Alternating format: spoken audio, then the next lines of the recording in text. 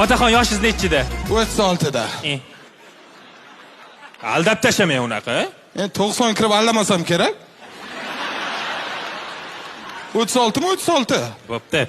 Otaxon yana ham yaqindan tanishib olamiz. Ota, ismingiz nima? Jonim. Jonim? Ha, jonim? Ey, o'tiring joyingizga. Ismingiz nima deyapman?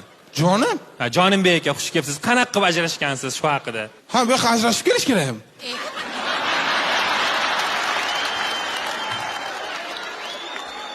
Oldin ko'rib, bir analiz qilib, keyin borib ajrashib kelsa bo'lmaydi. Endi xalqda bir maqol bor-da, suvni ko'rmasdan ishtonni yechma degan.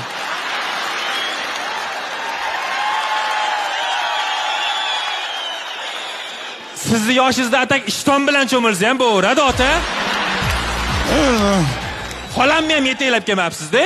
Endi o'rmonga o'tin bilan, yor-yorga xotin bilan kelmayman.